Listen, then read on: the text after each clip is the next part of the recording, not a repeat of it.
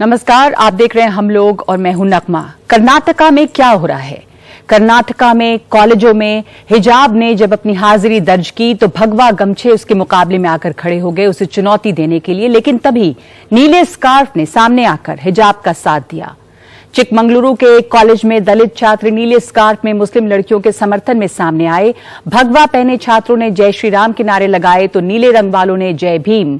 तो इस तरह से कर्नाटक में बटे हुए हैं छात्र, वो छात्र जो एक दूसरे के साथ पढ़ते थे, एक क्लास में बैठते थे, एक दूसरे के साथ हंसी मजाक बातचीत करते होंगे, खाना खाते होंगे, जो आमतौर पर कॉलेज का माहौल होता है। लेकिन अब कॉलेज एक राजनीतिक लड़ाई का अखाड़ा बन गया है जिसमें धर्म को सामने लाया गया है। कौन है ये लोग जो छात्रों में ये जहर घोल रहे हैं? सोचिए कि इससे किसका फायदा हो रहा है। कर्नाटक में कॉलेजों में क्या हो रहा है ये बेहद चिंताजनक है, क्योंकि बरसों और दशकों से जो लड़कियां हिजाब पहनकर स्कूल और कॉलेज जाती रहीं, उन्हें अचानक रोका जा रहा है और फिर ड्रेस कोड की याद दिलाई जा रही है।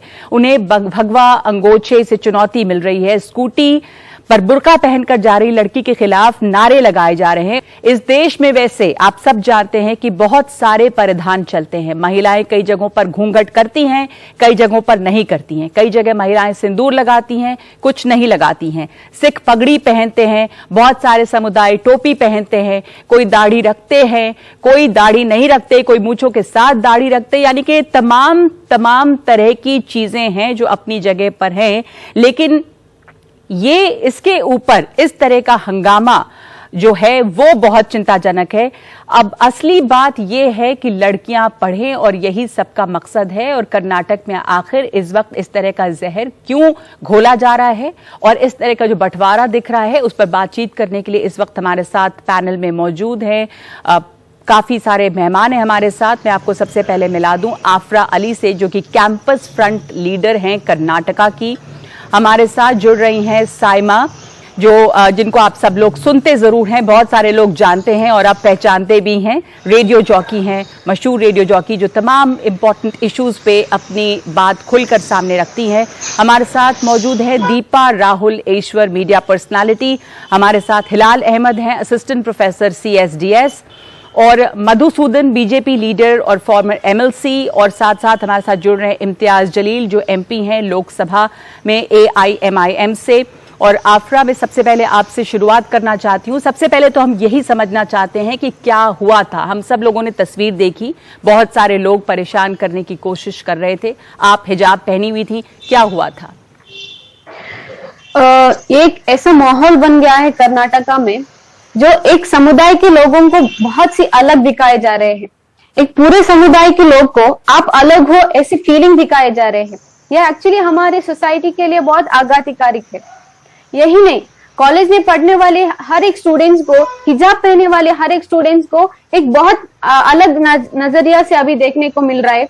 हर एक जो वो भागवा शॉल पहन के आते हैं, ग्रुप में आते हैं, वहां पे वायलेशन करते हैं। जो पीस है, जो एजुकेशन का माहौल है, उसे खराब करते हैं। इतना ही नहीं, जो हमारा नेशनल फ्लैग है उसे भी नीचे गिरा के भागवा फ्लैग से क्या करते हैं, उसे कंपैरिजन करने की कोशिश के। ये उनकी पैट्रियटिज्म बहुत अच्छी तरह से समझ में आ रहा है। इसकी शुरुआत कब से हुई और कैसे हुई ये? मुझे पता है कि कुछ लोगों ने पिटीशन दाखिल की क्योंकि हिजाब पहन के जा रही थी जब लड़कियां, तो वहां पे प्रिंसिपल ने टोका है कॉलेज में कि हिजाब नहीं इजाजत है इसकी, क्योंकि एक यूनिफॉर्म होना चाहिए, सब लोग एक जैसे होने चाहिए और अलग अलग होने से एक धर्म का प्रतीक जो लिबास हो वो लिबास नहीं होने चाहिए। तो ये जो हंगामा है, क्या पहले भी कुछ लोग हिजाब पहनते होंगे, कुछ लड़कियां हिजाब पहनती हैं, कुछ नहीं पहनती हैं, इसकी शुरुआत उसके बाद से हुई कैसे जो ये इतना बड़ा मुद्दा बनता चला गया? पहले ही उडुपी में एक इशू हुआ था, जो लड़कियां, एक 4 से 5 लड़कियां उनके हक के लिए लड़ रहे थे और फिर वो मीडिया अटेंशन में आया और उसके ही नेक्स्ट अगले दिन में पूरे ऐसे कर्नाटक में तेजी से फैला गया। वो नेक्स्ट डे को क्या हुआ बोल के वो भागवा शॉल में विपर्तन हुआ। तो ये मामला ये था कि जो लड़कियां हैं, उडुपी से मामला शुरू हुआ, वो अपने हक के लिए लड़ रही थी कि उन्हें हिजाब पहनकर जाना था, पर प्रिंसिपल ने कहा कि ये नहीं हो सकता, क्लास में हिजाब पहनकर नहीं आ सकती। दीपा ईश्वर, आपकी प्रतिक्रिया इसके ऊपर, क्या ये होना चाहिए था कि अगर कुछ लड़कियां हिजाब पहनकर जाना चाहें, अगर वो उस तरह से कंफर्टेबल हैं तो उन्हें रोका जाए? जी नमस्ते। सबसे पहले मैं बोलना चाहूंगी कि मैं केरला से हूँ, तो अगर मेरी भाषा में कोई गलती है, मेरी हिंदी में कोई गलती है तो प्लीज माफ कर दीजिएगा। कोई बात नहीं, मैं भावना आप जो कह रही हैं, व्यक्त कर रही हैं, वो महत्वपूर्ण है। जी बताइए। जी धन्यवाद। तो मैं ये कहना चाहूंगी मैम कि हर किसी का तो अपना राय होता है, जो कपड़ा पहनने में जो अपना विश्वास होता है, ये सब तो है, ये मैं मानती हूँ और मैं बहुत आदर करती हूँ कि हमारी मुस्लिम भाई बहनें जो है उनके जो भी विश्वास है उसे रखना चाहिए। मैं भी अपने विश्वास के लिए बहुत लड़ी हुई हूँ, तो ये मैं बहुत जल्दी बहुत अच्छी तरह से समझ पा रही हूँ। लेकिन मैं ये भी कह सकती हूँ कि मैं भी एक कंपनी में काम कर रही थी, 10 साल से काम कर रही थी, और मैं वहां की पॉलिसीज प्रोसेसेस ये सब फॉर्मुलेट करने में उसी डिपार्टमेंट में थी। मैं तो कहती हूँ कि हमारे विश्वास जो भी है, हम जो भी इंस्टीट्यूट में हैं, उस इंस्टीट्यूट की जो पॉलिसीज होता है वहां हर एक का एक ही पॉलिसी होना चाहिए। अगर हर किसी के लिए वो पॉलिसी अगर हम बदल जाए तो वो इंस्टीट्यूट चलाने में ही कोई मुश्किल लग जाएगा और ये सब बहुत कंफ्यूजन हो जाएगा। तो हमें ये भी आदर करना चाहिए कि वो एक इंस्टीट्यूट है, कई लोग उसे, कोई अथॉरिटीज है जो उसे चलाना चाहते हैं, कोई पॉलिसीज या प्रोसेस के साथ चलाना चाहते हैं, तो उसका भी तो आदर करना चाहिए। तो मैं आपकी बात समझ रही हूँ। आपका कहना है कि अगर एक संस्था है और वहां पर तमाम जैसे छात्र है मान लीजिए, या ऑफिस कोई हो, अगर वहां पे एक यूनिफॉर्म है या सब लोग वहां पे आ रहे हैं, तो जो भी कपड़े हो चाहे कोई और चीज जो धर्म को परिभाषित करती हो, शायद उसे इजाजत नहीं देनी चाहिए और उसका आदर करना चाहिए। साइमा, आपका कमेंट इस पर। नगमा, बात यहाँ पे कपड़ों की नहीं है और बात यहाँ पे रूल्स की नहीं है। बात है कि हमारा देश संविधान से चलता है और संविधान मुझे इस चीज की आजादी देता है कि मैं अपने मजहब, अपने बिलीफ को जिस तरह से प्रैक्टिस करना चाहूं मैं करूं। ये आजादी है मेरे पास और वो संविधान हमारी इस देश में हर जगह लागू होता है। वो स्कूल हो, वो कॉलेजेस हो, वो ऑफिसेस हो। मुझे याद है हमारे स्कूल में स्कर्ट्स थी, यूनिफॉर्म्स, और ये कहा गया था कि अगर कोई स्कर्ट नहीं पहनना चाहता तो वो ट्राउजर पहन सकता है। आप किसी भी तरह का कपड़ा नहीं थोप सकते, आप उनपे अपनी चॉइस नहीं थोप सकते। ये एक आपका हक नहीं बनता। एक संस्था है, उसने रूल्स डिफाइन किए हुए, राइट? अगर मैं उस संस्था को आज ज्वाइन कर रही हूं तो मुझे पता है कि मुझे ये सब करना है। अगर मैं हाँ करके एंटर कर जाती हूँ तो ठीक है, लेकिन आप रातों रात वो कानून नहीं बदल सकते। क्या कोई क्रिश्चियन अगर उस स्कूल में एंटर करता है तो क्या ये देखा जाता है कि उसने क्रॉस पहना है कि नहीं पहना है? क्या कड़ा अलाउड नहीं है? क्या टर्बन्स अलाउड नहीं है? क्या हिंदूज जो है वो अगर पूजा करके स्कूल में आते हैं तो वो तिलक लगाते हैं? जी, हम सबको आजादी है। बिल्कुल। मधुसूदन जी, आपकी प्रतिक्रिया इसके ऊपर जो साइमा ने बात कही, और वो तथ्य है, वो ऐसा नहीं कि अपने मन से या कुछ मनगढ़ंत बात कह रही है कि इस हिंदुस्तान में जहां पर तमाम तरह की आजादी है, जहां पर पगड़ी पहनते हैं लोग, जहां पे कड़ा पहनते हैं लोग, जहां पे कृपाण रखते हैं लोग, जहां पे कोई मूछ रखता है, कोई दाढ़ी, कोई अलग तरह की टोपी, कोई हिमाचली टोपी, कोई नेपाली टोपी, अलग अलग परिधान है और सबकी इजाजत है और संविधान इसकी इजाजत देता है। तो अचानक क्या हो गया कि उडुपी में उन कॉलेज की जो प्रिंसिपल हैं उन्हें यह लगा कि यहां पे हिजाब पहनने की इजाजत नहीं है। वो भी तब जब मैं आगे हिलाल साहब से इस बात पे बात करूंगी कि हिजाब में और निकाब में और बुर्के में फर्क भी क्या है। हिजाब से ऐसा नहीं था कि उनके पूरा चेहरा ढका हुआ था या किसी कोई तरह की परेशानी हो रही थी। तो मधुसूदन साहब, आखिर क्या वजह, क्या ये सांप्रदायिकता को बढ़ावा देना नहीं है अगर हम अचानक से जागे और कहें कि आपको हिजाब पहनने की इजाजत नहीं दी जाएगी? क्यों? मैडम देखिए, मैं 62 साल का हो गया हूं। जब मैं अपने स्कूल में पढ़ता था, 45 साल 50 साल की बात है, तब से हमारे स्कूलों में यूनिफॉर्म है। सभी जात के लोग एक ही यूनिफॉर्म हम पहन के जाते थे। मेरे बहुत सारे मुसलमान मेरे साथ जो पढ़ते थे, लड़के लड़कियां दोनों, ऐसा कोई बात नहीं था, कोई हिजाब वगैरह बात ही नहीं था, कोई घूंघट वगैरह बात ही नहीं था। सब हमारे साथ यूनिफॉर्म पहन के आते थे, सब कुछ था जी। और यूनिफॉर्म वैसे कर्नाटक में ये चालू हुआ तब से, क्योंकि बहुत सारे ऐसे पिछड़े हुए जो इकोनॉमिकली वीकर सेक्शन हैं, उनके लिए वो पहनने के लिए कपड़े नहीं होते थे, उनके लिए अच्छे कपड़े हो और अलग अलग आर्थिक स्तर के लोग अलग अलग पहन अलग अलग किस्म के कपड़े पहन के आ सकते थे। इससे क्या है, ऊंच नीच भाव ना आवे, इसलिए सबको एक जैसा, एक क्वालिटी के कपड़े, एक रंग के कपड़े, ताकि सब समान दिखे और सबके किसी के मन में वो इंफीरियरिटी कॉम्प्लेक्स नहीं आई है या सुपीरियरिटी कॉम्प्लेक्स नहीं आई है। बिल्कुल, इसलिए मैं आपकी बात समझ गई, आपने सही कहा। और आपका तर्क भी ये है कि स्कूलों में यूनिफॉर्म रखा ही इसलिए गया कि किसी तरह का फर्क ना हो, ऊंच नीच, गरीब अमीर, किसी तरह का फर्क नहीं, लोग यूनिफॉर्म पहन के बच्चे जाते हैं। इम्तियाज जलील, आपकी प्रतिक्रिया। हिजाब पहले इतना ज्यादा चलन में या इसका प्रचलन नहीं था स्कूलों में। अगर आप स्कूल या कॉलेज जा रहे हैं तो आपको पता है कि अगर आप घर से बाहर निकल रहे हैं तो एक यूनिफॉर्म या एक ये पहन के जाना है। तो क्या इसमें अगर हर शख्स अलग अलग तरह के कपड़े की इजाजत मांगता है तो वो उस यूनिफॉर्मिटी को बिगाड़ता नहीं है, जो मधुसूदन साहब का पॉइंट है? एक खास बात मैं आपको बता। देखिए नगमा जी, मैं एक बात बताना चाहता हूं कि आज से एक 10 दिन पहले महामहिम राष्ट्रपति जी ने लोकसभा के अंदर भाषण दिया और उसमें उन्होंने कहा कि हमारी सरकार किन मूल्यों के आधार के ऊपर चल रही है। तो उन्होंने बाबा साहब अंबेडकर का उल्लेख किया और उसमें यह बताया कि हमारी जो सरकार है वो इन मूल्यों के ऊपर चल रही है, इक्वालिटी, लिबर्टी एंड फ्रेटर्निटी, जो डॉक्टर बाबा साहब अंबेडकर ने बताया था करके। ये इक्वालिटी है, ये लिबर्टी है। मैं मधुसूदन साहब की बात से बिल्कुल एक तरह से सहमत हूं, लेकिन the beauty of this country is it's unity in diversity.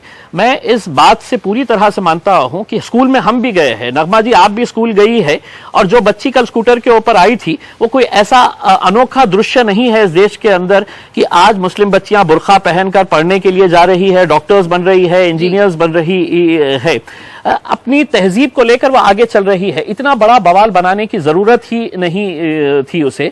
देखिए, ये एक सही बात है कि मैं भी एक कॉन्वेंट स्कूल के अंदर पढ़ा हुआ हूं। हमारे स्कूल के अंदर भी जब ये इशू आया कि मतलब बच्चियां जब बड़ी हो जा रही है तो उन्हें स्कर्ट और शर्ट पहनने की इजाजत थी, लेकिन कुछ बच्चियों ने ये कहा कि हम नीचे है तो ट्राउजर पहनना चाहते हैं, तो स्कूल ने इजाजत दी कि हम ट्राउजर पहनने की इजाजत देते हैं, आप स्कर्ट के नीचे ट्राउजर पहन के आ सकती है करके। कुछ बच्चियों का ये था कि हमें है तो दुपट्टा पहनने की इजाजत दी जाए, स्कूल ने उसको भी माना है। तो कई सारे ऐसे स्कूल्स है जो अपने स्टूडेंट्स की डिमांड्स को एकोमोडेट करते हैं।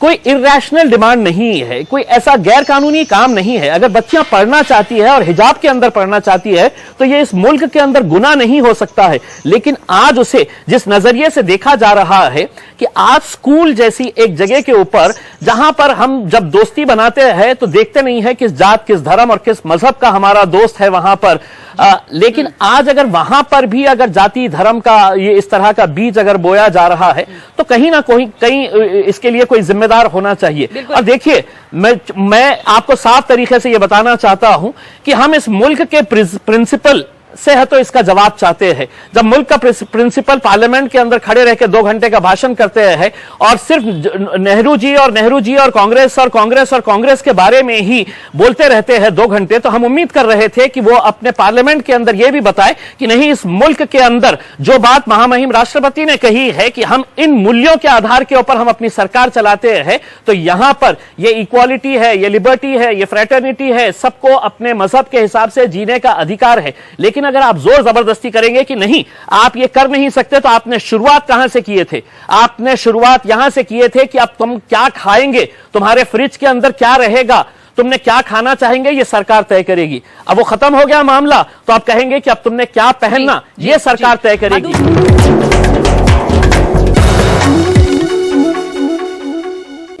किस हद तक हम जाएंगे? क्या खाना फ्रिज में होगा, हम क्या खा रहे हैं, क्या बाजार में बिक रहा है, हम क्या कपड़े पहन रहे हैं, एक ऐसे मुल्क में जहां पर इन चीजों की आजादी है, क्या इन मुद्दों को उठाना सांप्रदायिकता को बढ़ावा देना नहीं? जब आप वो तस्वीरें देख रहे हैं कल की, एक अकेली लड़की और इतने सारे लोग उसको परेशान कर रहे हैं और एक वो लड़की सबसे झगड़ रही है अपने एक मौलिक अधिकार के लिए, तो आपकी क्या प्रतिक्रिया हुई थी इस तस्वीर को देखकर, दीपा ईश्वर?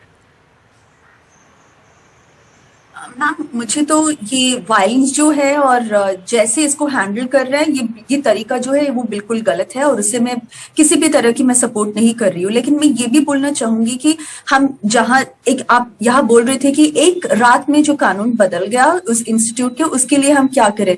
अरे ऐसा ही तो होता है ना, किसी भी इंस्टीट्यूट में जब हम जाते हैं तो हमारी कॉन्ट्रैक्ट जो है या पहला क्लॉज है उसमें लिखा हुआ है कि मुझे पता नहीं अगर ये स्कूल में लिखा है, लेकिन ये तो हमेशा होता है कि ये रूल्स जो है हम कभी भी बदल सकते हैं। ऐसा नहीं है कि हमें लगता है कि अच्छा ये रूल है और जब तक हम यहाँ रहेंगे रूल्स ऐसे ही रहेंगे, तो ये सब रियलिटी है। दूसरी बात मैं ये बोलना चाहूंगी कि ये क्यों करना चाहते हो, जैसे कि हम हिंदू लोग तिलक लगा के हम स्कूल जा रहे हैं या किसी इंस्टीट्यूट जा रहे, किसी ऑफिस जा रहे, क्यों लगाना चाहूंगी? मैं तो नहीं लगाना चाहूंगी। ऐसा क्यों लगाना चाहेंगी, वो बात सच है, मैं आपकी बात से सहमत हूँ। पर जो साइमा का मुद्दा था वो ये कि लोग ऐसा करते हैं और तमाम तरह की चीजों की इजाजत है, तो फिर यहाँ पर एक हिजाब को लेकर इतना बड़ा हंगामा खड़ा करने की जरूरत थी क्या साइमा? नगमा, मुझे लगता है कि हम एक बहुत बड़ी चीज को मिस कर रहे हैं कि स्कूल का, कॉलेजेस का, हमारी कंट्री का जो फोकस होना चाहिए वो ये होना चाहिए कि हर इंसान तक एजुकेशन, हर इंसान तक जो है पढ़ाई का दरवाजा खुल जाए। हम क्यों सरकारी स्कूल्स में जो कहते हैं कि बच्चों को खाना मिलेगा या उनकी यूनिफॉर्म हम फ्री देंगे, क्यों? ताकि वो किसी भी बहाने स्कूल में आए। क्या हम भूल रहे हैं कि शायद इन लड़कियों में से कुछ लड़कियों को उस हिजाब ने वो आजादी दी कि वो अपने घर से निकलकर स्कूल तक आ पाए। शायद उनकी फैमिलीज इतनी कंजर्वेटिव थी कि उन्होंने बोला कि अगर तुम हिजाब नहीं पहनोगी तो तुम स्कूल भी नहीं जा सकती। उस हिजाब ने उनको आजादी दी, उस हिजाब ने उनको रोका नहीं, मोबिलिटी दी। हम उसको ऐसे क्यों नहीं देख रहे? मकसद होना चाहिए किसी भी तरह से वो लड़कियां पढ़े, हर इंसान पढ़े, पढ़ाई पे जोर देना चाहिए। हिलाल साहब, बहुत देर से आप इस पूरी बहस को सुन रहे हैं। इसके पहले कि मैं एक ब्रेक लूं, मैं आपसे पूछना चाहती हूं कि ये एक तो जो पूरा मामला है कि स्कूल में यूनिफॉर्मिटी होनी चाहिए और अगर आप हिजाब पहने, कोई और कुछ पहने, तो ये स्कूल की जो एक हार्मनी है उसको बिगाड़ता है। क्या आप इससे इत्तेफाक रखते हैं? दूसरी बात ये कि हिजाब है, नकाब है, इस पर हम आगे चर्चा करेंगे कि इसमें काफी फर्क है, लेकिन बहुत सालों से यहाँ पे हिंदुस्तान में मुसलमान लड़कियां भी पढ़ रही हैं और शायद हिजाब के बगैर भी पढ़ रही हैं। पहले इतना नहीं नजर आता था। क्या ये ट्रेंड बढ़ा भी है? आप कैसे देखते हैं एक सोशियोलॉजिस्ट के तौर पे से? तो मुझे ऐसा लगता है कि इसकी राजनीति क्या है उसको थोड़ा सा हमें ठहर कर समझने की जरूरत है। इस राजनीति के चार पक्ष मुझे लगता है कि वो हैं और मुझे लगता है कि उन चारों पक्षों पर हमें खुलकर बात करनी चाहिए। जी। पहला पक्ष तो ये है कि हमें जो मुद्दे हैं, जैसे लव जिहाद है, जैसे घर वापसी था, जनसंख्या था, मदरसा था, इनको अलग करना चाहिए नमाज और हिजाब वाले मुद्दे से, क्योंकि पहली तरह के मुद्दे पहचान के मुद्दे हैं और दूसरी तरह के मुद्दे अस्तित्व के मुद्दे हैं, रोजमर्रा के मुद्दे हैं। तो हिंदुत्व का संकट है, हिंदुत्व की राजनीति का संकट है, जो पहले केंद्रित था पहचान की राजनीति पे, यानी उकसाने वाली राजनीति पे। जनसंख्या बढ़ाते हो तो रोज तो जनसंख्या बढ़ती नहीं है। आपको घर वापसी करनी है तो आप क्योंकि पहले हिंदू थे अब मुसलमान हो जाइए, तो रोज तो मुसलमान होते नहीं है, वगैरह वगैरह। लेकिन नमाज का मुद्दा जो है या हिजाब का मुद्दा जो है मुसलमान के अस्तित्व की, रोजमर्रा की जिंदगी से जुड़ा हुआ है। तो उकसाने का जो, क्योंकि अब हिंदुत्व का संकट है, विकास के नाम पर तो कुछ बचा नहीं कहने के लिए, उस संकट के लिए जरूरी है कि रोजमर्रा के मुद्दों को उठाया जाए और यही वजह है कि इस बहस को हम कर रहे हैं। अब मैं आपके दोनों सवालों पर आता हूं। पहला सवाल आपका यह है कि यूनिफॉर्मिटी होगी या नहीं होगी।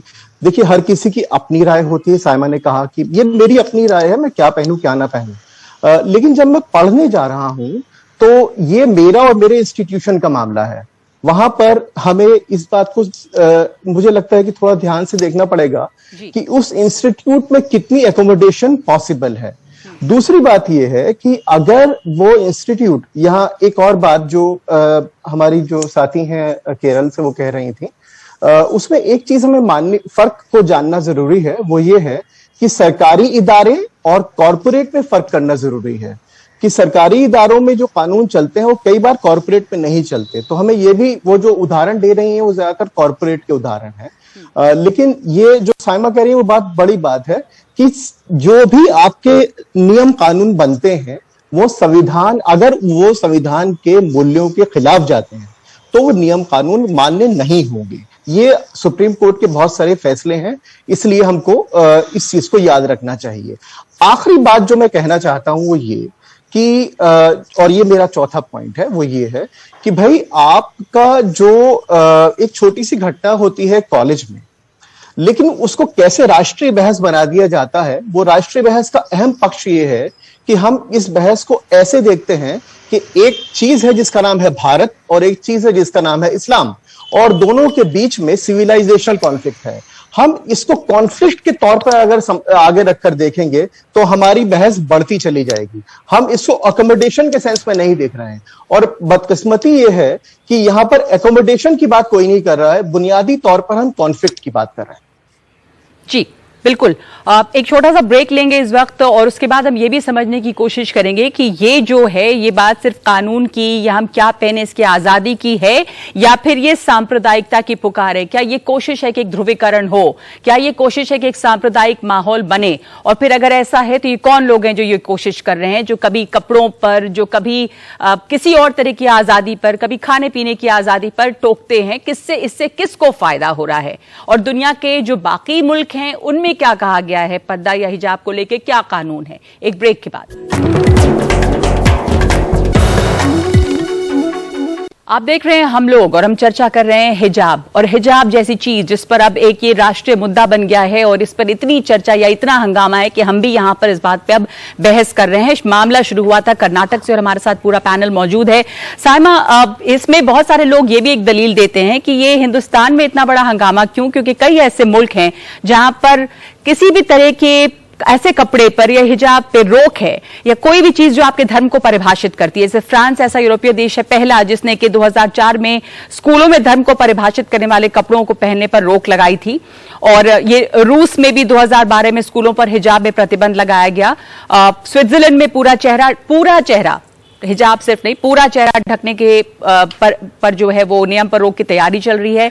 नीदरलैंड में जो चेहरा ढकना अपराध है। बेल्जियम में भी 2011 में हिजाब पर रोक लगाई थी। सीरिया और इजिप्ट में बड़ी आबादी है, मुस्लिम आबादी है, लेकिन यहां पर भी पूरा चेहरा ढकने पर रोक है। मैं आपसे ये पूछ रही हूं कि अगर ये तर्क, क्योंकि ये बहुत सारी बातें भी सामने आ रही हैं, बड़े सारे लोगों को मैंने पिछले दिनों सुना यूं कहते हुए कि फिर यहां पर इतना हंगामा क्यों, और स्कूल्स में क्यों इसकी छूट दी जाए कि कोई कुछ पहने कोई कुछ पहने। नगमा, आपने ये कहा कि ये कानून बने हैं उन कंट्रीज में, तो यूनिफॉर्मिटी ऑफ रूल है, राइट? ऐसा नहीं है कि एक को इजाजत है और एक को नहीं है। हम जो इस वक्त कर रहे हैं उन लड़कियों के साथ, वो सेग्रीगेशन, वो अपार्थाइड है, क्योंकि वो और बच्चों के साथ नहीं हो रहा है जी। हम ऑफिसेज में अगर कोई सिंदूर लगाकर आ रहा है तो उसको नहीं रोक रहे हैं, लेकिन अगर कोई हिजाब पहन के आ रहा है तो हम उसे रोक रहे हैं। सरकारी दफ्तरों में मैं बोलूंगी, क्योंकि हम संविधान से चलते हैं। अगर किसी भी तरह का बदलाव हमें लाना है तो उसका एक तरीका है, हमें अपने कॉन्स्टिट्यूशन, एक लेजिस्लेशन पास होता है, एक तरीका है। ऐसा नहीं होता कि मेरा जो दिल करेगा मैं वो करूंगी, नहीं है। जो हम तरीका है उसको नहीं फॉलो कर रहे हैं। आफरा, मैं आपसे जानना चाह रही हूँ कि अब वहां पे जो तस्वीरें सामने आती है वो अजीब भयावह तस्वीरें हैं। कहीं पर नीले स्कार्फ, कहीं पे कुछ, कहीं पे भगवा झंडे, कहीं पर तिरंगे को हटाकर झंडा लगाया जा रहा है, जिसके बाद धारा 144 लागू करनी पड़ी। किस तरह का माहौल वहां पर आप लोग देख रहे हैं? कैसा खौफ और कैसा अजीब सा वहां पे माहौल बना हुआ है अभी? आपका माहौल, जैसे हमारी सिस्टर ने बोला कि यहाँ पे पूरी तरह से सेग्रीगेशन किया जा रहा है। एक कम्युनिटी के लोग को कुछ और बताए जा रहे हैं, और एक कम्युनिटी के लोग ऐसे कर रहे हैं जैसे कि वो कम्युनिटी जो हिजाब पहन के आ रहे हैं वो एक भारतीय नहीं है। ऐसे स्टेटमेंट्स दे रहे हैं कि आप पाकिस्तान जाओ, दक्षिण कन्नड़ को तालिबानी बना दिया। ये सब सारे स्टेटमेंट्स, एक हिजाब एक फंडामेंटल राइट है, और मैं ये कहना चाहती हूँ यहाँ पे कि ये धार्मिक दृष्टि से नहीं, एक संवैधानिक दृष्टि से देखना होगा हमें। बिल्कुल, मधुसूदन साहब, आपकी प्रतिक्रिया इस पर, ये जिस तरह का माहौल बना है और कोई जय श्री राम के नारे लगा रहा है कॉलेज कैंपस में, कोई जय भीम कह रहा है, कहीं पे भगवा झंडा लहराया जा रहा है, जैसा बता रही हैं आफरा के एक सेग्रीगेशन है, और आप सोचिए कि किस तरह का माहौल बना हुआ है यहाँ पर। क्या मकसद है कि कॉलेज को, क्या ये सिर्फ और सिर्फ सांप्रदायिकता नहीं, क्या इसमें राजनीतिक पार्टियों की दिलचस्पी नहीं कि जिस तरह का माहौल वहां पर बनाया गया है, स्टूडेंट्स को कॉलेज जो है वो अखाड़ा बना हुआ है राजनीति का? ये उडुपी से चालू हुआ। आपको मालूम होना चाहिए उडुपी, मंगलुरु, कारवार ये सारे केरला के साथ लगता हुआ इलाका है। बिल्कुल जी। और आजकल केरला में मुस्लिम सांप्रदायिकता, मूलभूतवाद बहुत ज्यादा बढ़ गया है केरला में। पीएफआई हो और एसडीपीआई हो, ये सारे अपने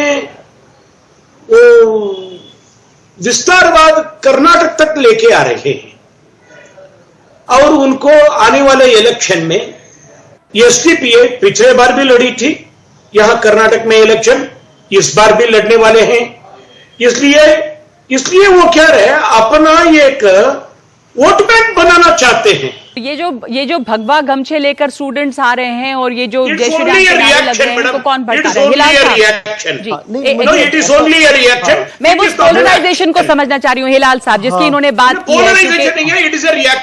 ऑल राइट, आप कह रहे हैं ये एक रिएक्शन है। मधुसूदन साहब एक मिनट सुन लीजिए। हिलाल साहब, हाँ, नहीं, ये एक्चुअली इसी को मैं यहाँ भारत में इस्लामोफोबिया नाम की कोई चीज नहीं है, बल्कि मुस्लिम पॉलिटिकोफोबिया है। तो जहां भी मुसलमान अपने अस्तित्व की बात करेगा, जहां भी मुसलमान अपने आप को एक अपनी पहचान के साथ स्थापित करने की बात करेगा। बीच में टोक रही हूं, इनका जो स्पेसिफिक पॉइंट था कि केरल से लगे इलाके हैं और केरल में ध्रुवीकरण बहुत पड़ा है, क्योंकि केरल में इन्फ्लुएंसेस बहुत हैं मिडिल ईस्ट के, और पोलराइजेशन, इसलिए वहां पर एक प्रतिक्रिया है। उसको आप कैसे देखते हैं सोशियोलॉजिकल तौर पर? नहीं, मैं वही बात कह रहा हूं कि आखिर ये जो तर्क आ रहा है, इसीलिए मैंने शुरुआत में कहा कि इतने मासूम तरीके से अगर बहस चलाएंगे तो बात फिर रह जाएगी, और बहुत मैं शुक्रगुजार हूं मधुसूदन जी का कि उन्होंने बात खोल दी। मेरा सिर्फ ये कहना है कि हिंदुस्तान में इस्लामोफोबिया नहीं है, मुस्लिम पॉलिटिकोफोबिया है। जो इनका तर्क है वो ये है कि जहां भी दो मुसलमान इकट्ठे होंगे वहां राजनीति होगी। तो अगर ये जो मिडिल ईस्ट की बात कर रहे हैं, मैं आपको एक बहुत छोटा सा उदाहरण देता हूं। केरल की मस्जिदों के ऊपर तो बहुत बात होती है कि वो मिडिल ईस्ट के पैटर्न पर बन रही हैं, वहां पर ये हो रहा है वगैरह वगैरह। अभी यहाँ नोएडा में बुर्ज खलीफा के पैटर्न पर एक जो है वो सोसाइटी बनने की कोशिश हुई थी, उस पर कोर्ट केस भी है। तो उस पैटर्न को हम क्या कहेंगे? क्या उसको हम मिडिल ईस्ट का पैटर्न कहेंगे कि नहीं कहेंगे? और जहां तक ये कह रहे हैं कि मुस्लिम पोलराइजेशन की बात है, तो इसी तरह से अगर हम देखें तो ये तो हिंदू पोलराइजेशन की बात भी तो हो रही है ना। ये तो बिल्कुल जो मिरर इमेज है एक्चुअली। अगर इसमें से वो कह रहे हैं कि चूंकि मुस्लिम पोलराइजेशन हुआ है, इसलिए प्रतिक्रिया में वहां पर हिंदू पोलराइजेशन हो रहा है। इम्तियाज जलील, पॉलिटिकली आप इसे कैसे देख रहे हैं? ये कह रहे हैं इससे कांग्रेस को फायदा हो रहा है, ये कांग्रेस कर रही है, और जो दूसरी पॉलिटिकल पार्टीज हैं वहां पर, जाहिर है कि फायदा तो पॉलिटिकल पार्टीज को ही हो रहा है, और कैंपस जो है वो अखाड़ा बना हुआ है।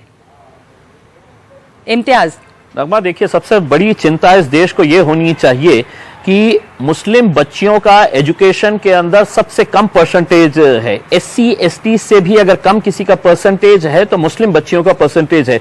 यही वजह है कि पार्लियामेंट के अंदर खड़े रहकर हमने सरकार से यह मांग की थी कि मुसलमानों को आप कई 100 करोड़ रुपए की जो हर साल सब्सिडी देते हैं हज को जाने के लिए, वो सब्सिडी बंद करिएगा, और वो पैसों से आप मुस्लिम बच्चियों के एजुकेशन इंस्टीट्यूशंस खोलिएगा, स्कूल्स खोलिएगा, कॉलेजेस खोलिएगा, क्योंकि हम उन बच्चियों को पढ़ाना चाहते हैं। अगर वो बच्चियां पढ़ेगी तो देश आगे बढ़ेगा। सरकार ने आधा सुन ली, सरकार ने है तो जो हमारी सब्सिडी थी वो बंद कर दी। मैंने कल ही है तो फाइनेंस मिनिस्टर से यह सवाल किया कि कितने पैसे से आपने कितने स्कूल्स देश भर के अंदर खोले हैं, ये बताइए। मुझे चिंता इस बात की सता रही है कि अगर इन बच्चियों के सर से यह हिजाब हटा दिया गया तो शायद जो हम आज इतनी कोशिश कर रहे हैं इन बच्चियों को स्कूल के अंदर, इनको एजुकेशन के लाइन के अंदर लेकर जाए, तो वो नंबर और बहुत नीचे घट जाएगा, और ये देश के लिए बहुत अच्छी बात नहीं रहेगी। दूसरी बात मैं ये कहना चाहता हूं, नगमा, अगर इस देश को अगर सीखना है, अगर देश को अगर सीखना है तो उस पार्लियामेंट के अंदर से सीखिएगा। पार्लियामेंट की कोई जात और कोई धर्म नहीं है।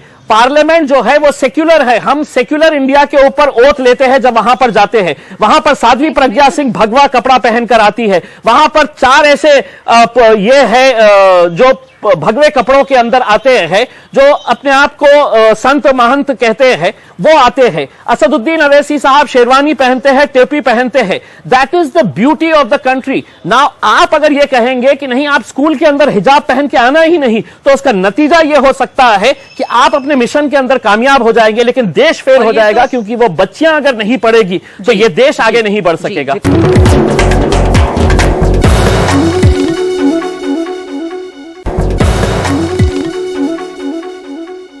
दीपा ईश्वर, आपका एक कमेंट कि क्यों नहीं, और यहाँ ऐसा नहीं कि नया हो रहा है, हिजाब पहनकर जिनको आना था वो पहले भी आ रहे हों, ये अचानक क्या हो गया कि हिजाब पे रोक लगाई जा रही है और ऐसा लगा कि इससे कोई बहुत बड़ी आफत आ जाएगी और इस पर हंगामा मचने लगा? जो भी इंस्टीट्यूट है, जहां भी यूनिफॉर्मिटी की जरूरत है वहां यूनिफॉर्मिटी होना ही चाहिए, और वहां कोई डिस्क्रिशन नहीं होना चाहिए या डिस्क्रिमिनेशन नहीं होना चाहिए कि मुस्लिम भाई बहनों को पर ये शुरुआत कहां से होती है और इसकी रोक कहां रुकेगा? ये साइमा, ये कहीं पर कौन से ठेले वाले क्या खाना बेचेंगे, किस जगह पर आप क्या खाना खाएंगे, कौन क्या अपने फ्रिज में रखता है, कौन क्या कपड़े पहनता है, कहां से शुरू होता है और ये कहां रुकेगा?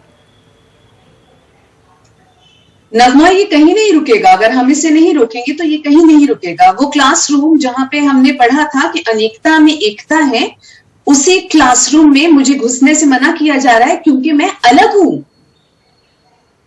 क्या कर रहे हैं हम?